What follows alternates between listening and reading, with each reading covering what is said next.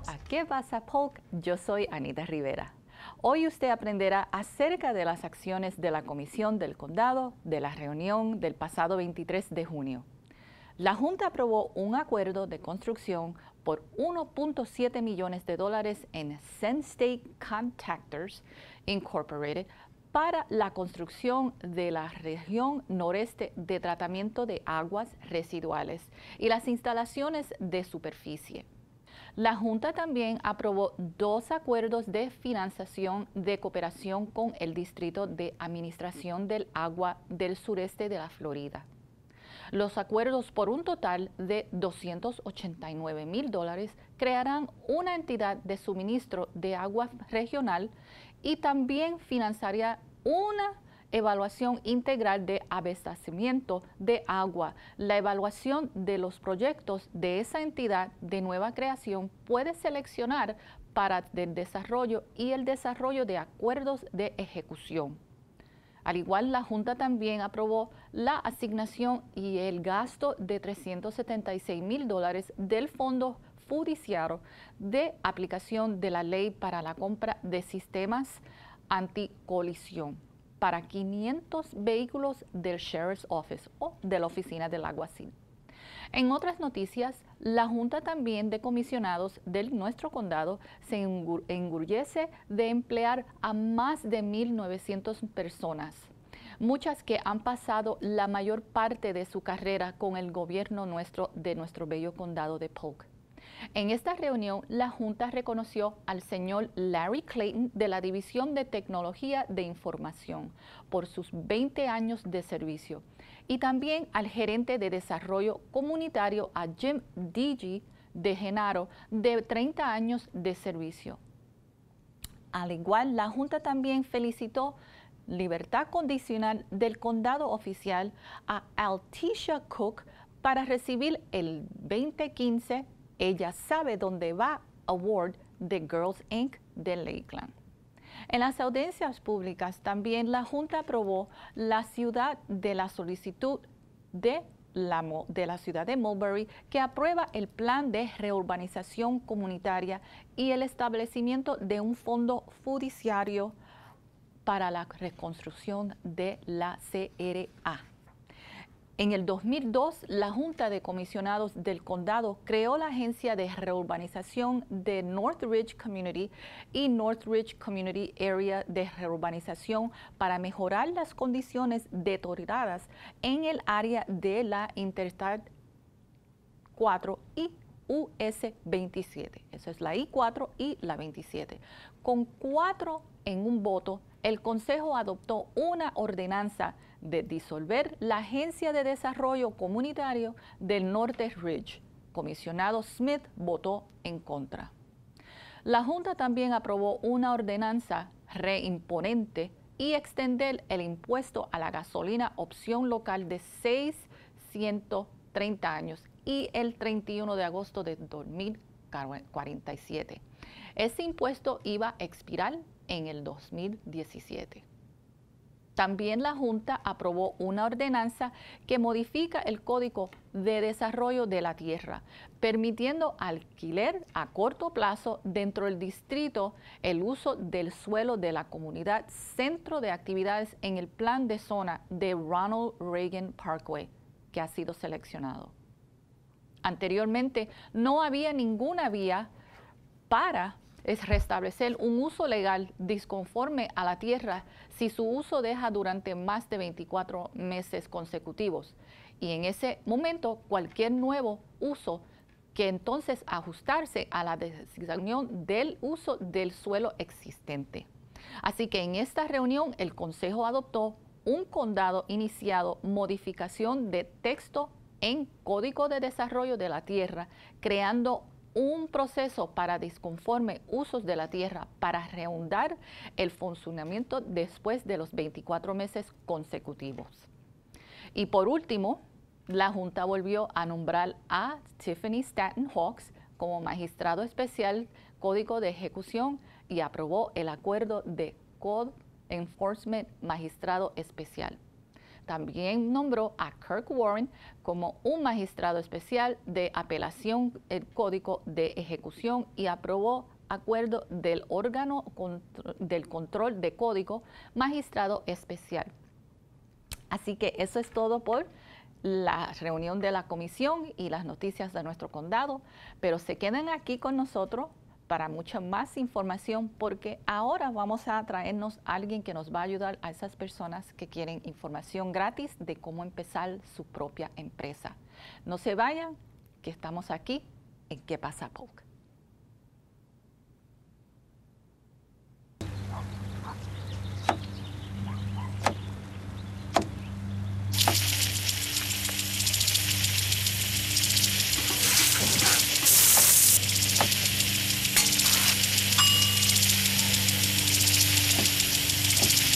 Lava tus manos, utensilios y superficies de cocina con agua y jabón. Este año, 1 de 6 personas en Estados Unidos se enfermará por comer alimentos contaminados. Visita foodsafety.gov/español. Hola, ¿y cómo estamos? Y gracias por regresar. Hoy vamos a hacer nuestro programa en inglés porque tenemos con nosotros un invitado que se llama el señor Mark Scolnick de la agencia de SCORE. Welcome to Que Pasa Polk, Mark. Thank you for having me. Thank you for stopping by today. Our county is growing and a lot of things are changing, and if you're someone who wants to start a business, always come and get that business for free from people who can mentor you, who have been tremendous business owners themselves. Yeah.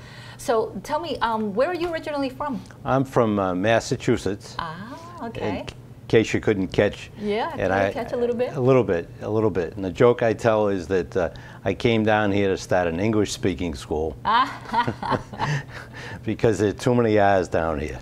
And how about, did they ever ask you, so what do you say, car? Car. Yeah. Yeah. I parked the coffee. car in Harvard Yard. Oh my God.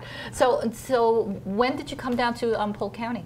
7 years ago, and I snowbirded for 3 years, and it's coming up to 4 years full time. Okay. All right. What I did is I had a list of what I wanted in a new community, and I took my RV and I went around Florida. And I came upon Lakeland, and I fell in love with it. And I called my then girlfriend, now wife, and I said, "Come on down." Come on down. And within a week, we were all set. Awesome. Yeah. So when you moved down, you were already retired, or you still had a business? I had sold my business, but I was still working for them. Okay. I was what kind of business was that? I was a commercial insurance broker in Massachusetts. I dealt with small business. So, and when I got down here, I said to my wife, after a couple of weeks of setting up the house and doing all those things, I'm bored. I need to find something to do. Oh. And she said, when she started her antique business, she went to SCORE, and they were very helpful. She said, go find the SCORE people. So I did. Great. And the rest is history. So, tell our audience, especially those who think that they know what the process is of how to start a business, what is the major component of mistakes that young business owners do? Meaning, well, it has nothing to do with age. I'm talking about first-time business owner. New and repeat. It's interesting you say young, because we have several people who have been in business who are going into another business. In fact, we have a push with SBA for those people who are retiring, 50 and over, in AARP, to start a business. Whenever you start a business, whether it's your first time or your 10th time, planning is the most important thing. I have a client that I'm working with, and they're talking about the build-out, which is building out for their retail establishment. And I said, well, you need a budget. And whatever your budget is, you need to double it. Because that's been my experience and everybody else I've talked to. No matter how good you think you are, you need to double it. But those are the tricks that we use. We set up, there are several kinds of business plans that you should have. And one of them in the seminar we put on for your members was the one-page business plan. So if you're not seeking financing and it's a working document. A lot of people put together these enormous business plans. I know somebody, and he was trying to start a business with some other people, and he put together I think he said 100 and something page business plan, and I just shook my head because it's not a working document. We're practical people. We want to show you how to do it. One of our thoughts, especially around here, is we would rather tell you that's not a good idea. You have a very slim chance, if any, of making it, save your money, and come back with another idea. Mm-hmm. All of us in this chapter, now the national organization doesn't want us saying that, but we do. And we say it consistently to people we feel don't have a good chance. Okay. We may work through everything with them to show them the process so that they can self-realize that. I don't say, don't do it, Anna. Don't do it. Yeah, all right, that's not the way we work.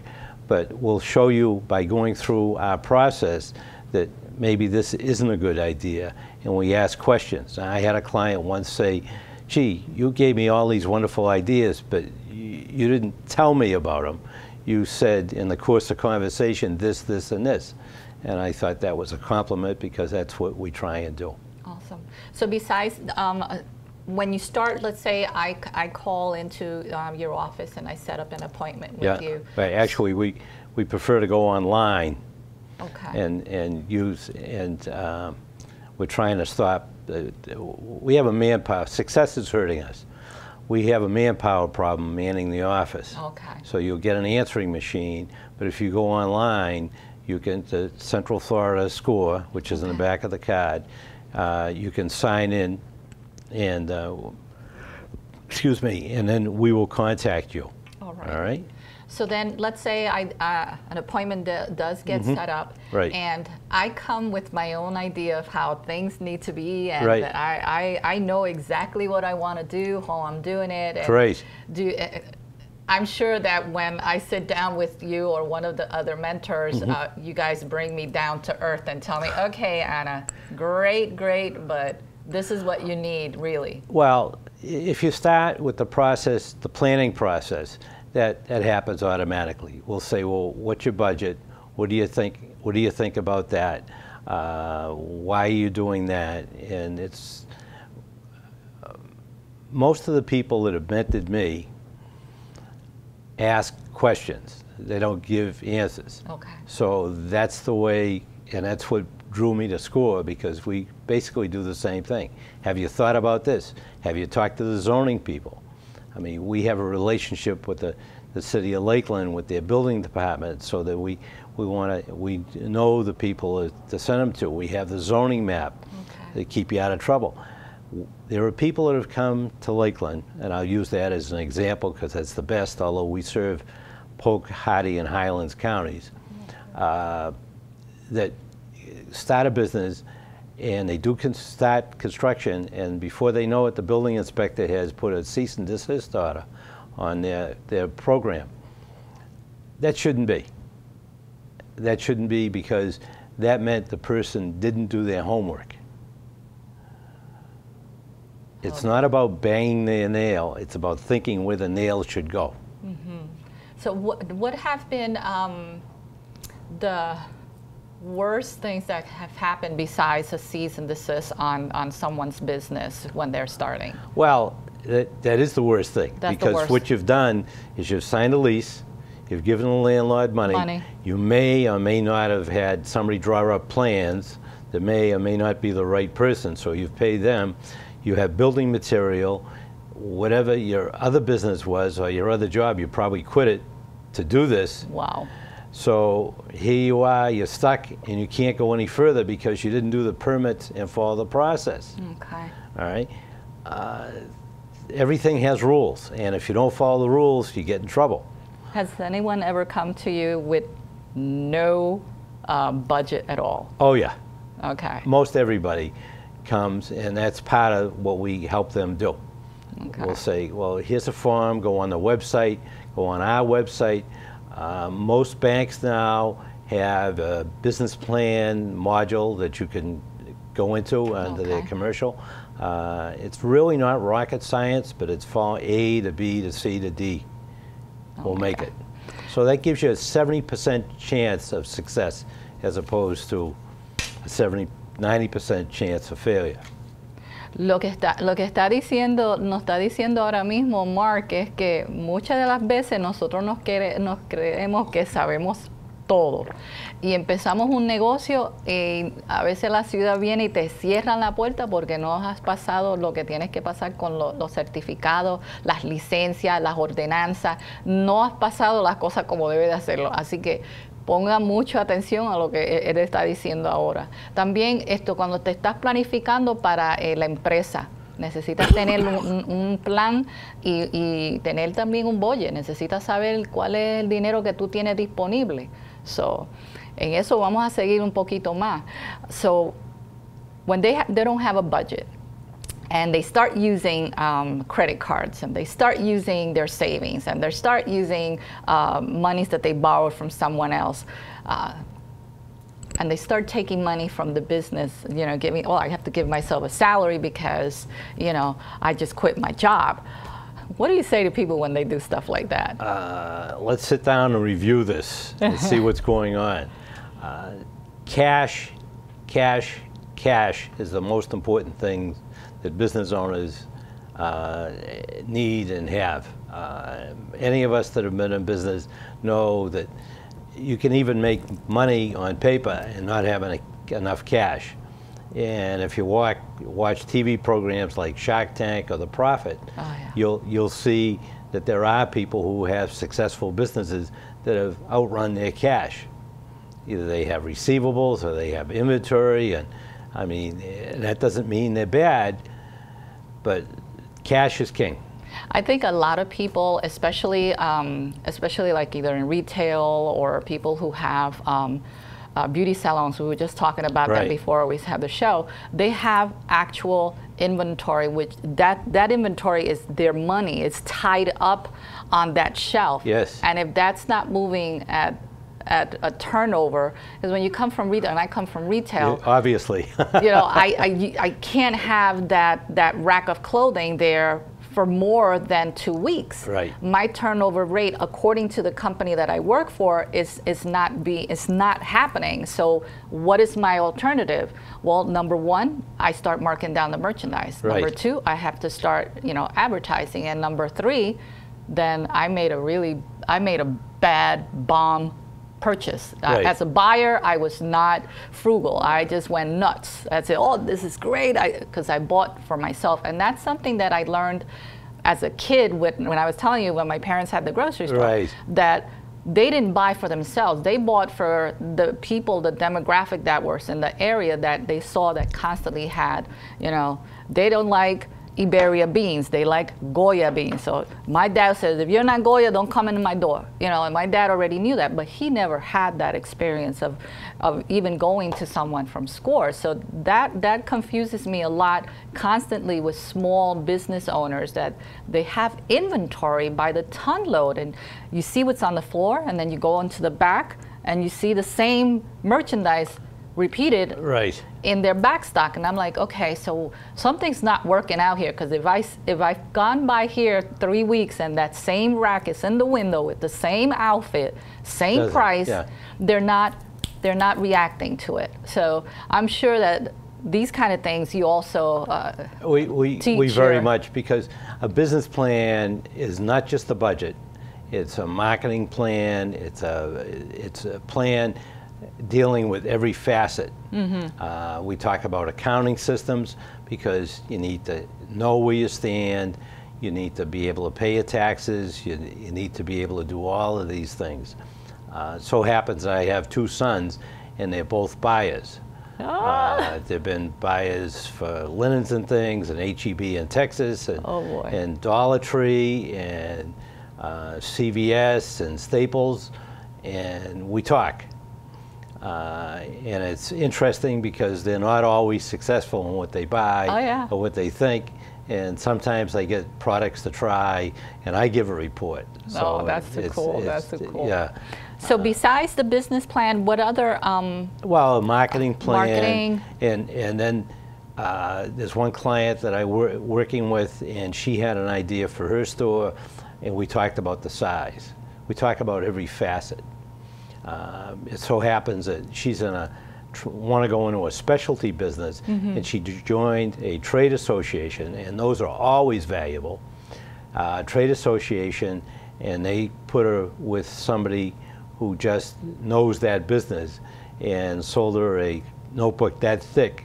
Wow. And we put the score materials aside, and we're just using those materials because they're specific to her. To her.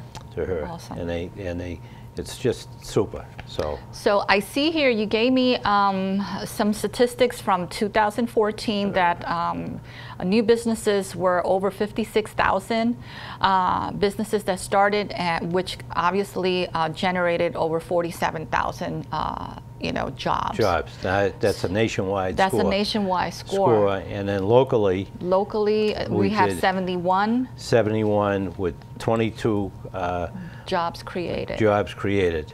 And then, but you'll see that 30 odd% of those were people who are already in business, because score is for the life of your business. No, that's good for you to say, because I know sometimes when you do, you start a business, eventually you start molding other businesses inside of that business. Right. So let's say if I started just as a coffee house, and all of a sudden now I want to start selling wine and beer and that in a coffee house. So obviously I have to go after an SRX, or so I have to get my liquor license for that. So that was not money that was in the original business plan. That's so right. they have to go back and renew that or review it. When you're in business for yourself, you can either do that and be lonely, or you can have outside help.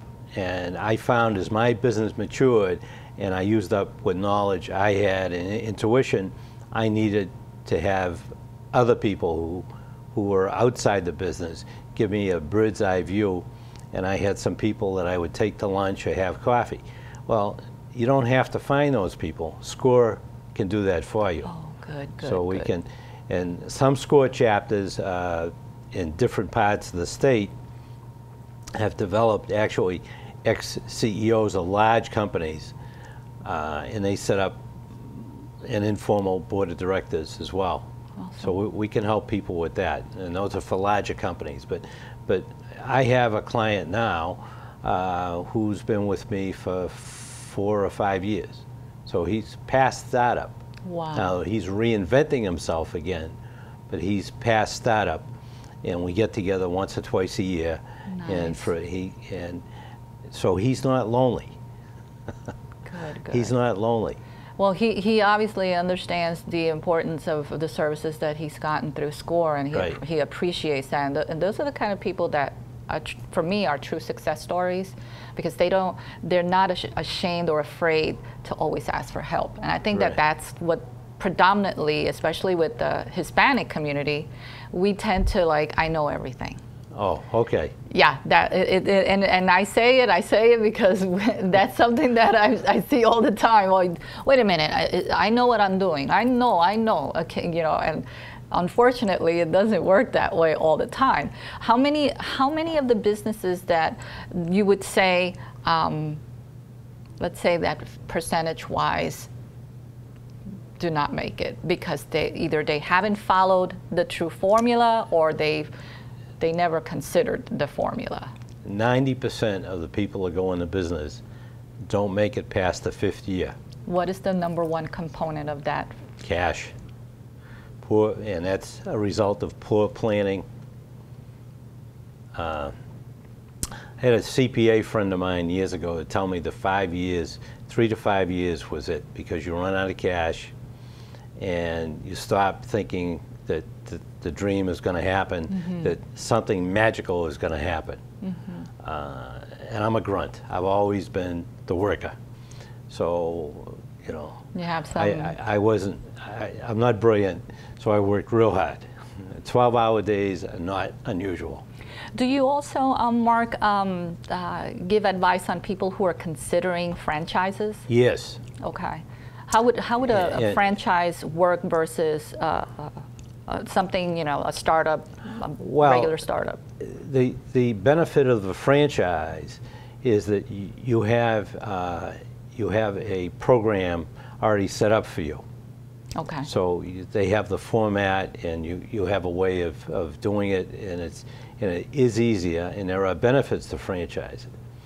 Most franchise companies, if they're any good at it, won't just take your check and give you a franchise anymore. Mm-hmm. They want to do a personality profile of you. Ooh. Now, this is a good thing, because they don't want Mark, because I have the money to buy a franchise, come in and say, oh no, I'm not doing it that way, I'm doing it this way, and this is the way, this is better, your way is no good. And I go to an area franchise meeting and I say the franchise company's no good, and everybody gets upset, and that usually ends up in some kind of lawsuit. Oh God. So almost everybody in the franchise business doesn't want that anymore. What they do is they give you a personality test. They want to see what you're like, and if you match, because they've done this with their high performers, if you match the high performers. If you don't, they may not sell it to you. Okay. All right? That's and that's good. a very good thing, because it's more important. I had somebody that owned a bank tell me it's more important to say no than it is to say yes. We have a small slogan in our chamber, and it's all about the brand. Right. And I had a lot of people always asking me, what does that mean? I says, well, it not only lends itself back to our logo, but it lends back to your brand, and how you have to really coddle it, protect it, because you don't want anything negative attached to your brand at all. That's right. You could be selling just cell phone covers, right, and you're the best one in town, right, but it's because you've really cultivated and protected that brand. And so I keep on telling them that, and obviously the SCORE brand is something very important for us. So I want to thank you. Please, how can they contact you? The best way is to go to our website, Central Florida. Okay, Central Florida.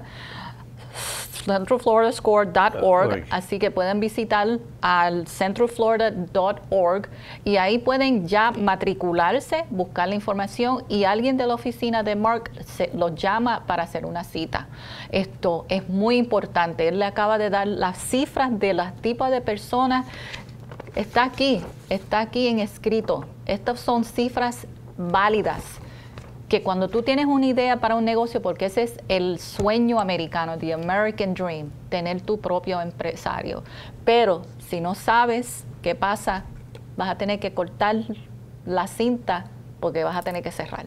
So please visit centralfloridascore.org and get connected with Mark and his team there, so that you can have a very successful business, either today, tomorrow, or maybe 20 years from now. But you need to start planning, and you start planning ahead and planning the right way. So that's all today for Que Pasa Polk. Así que I want to thank Mark for coming on board today. And don't miss Mark. They're going to be at the Business Symposium on September 19th, así que no se lo pierdan. Ellos van a tener cursos gratis en septiembre 19, pero a través de la Cámara de Comercio Hispana Puertorriqueña de nuestro condado. Ellos son miembros y dan clases de gratis, así que comuníquense con nosotros a través de nuestra página para que puedan, si están pensando en abrir un negocio pequeño, mediano o grande, small, medium or large, SCORE is for you. Chao, nos vemos en la próxima.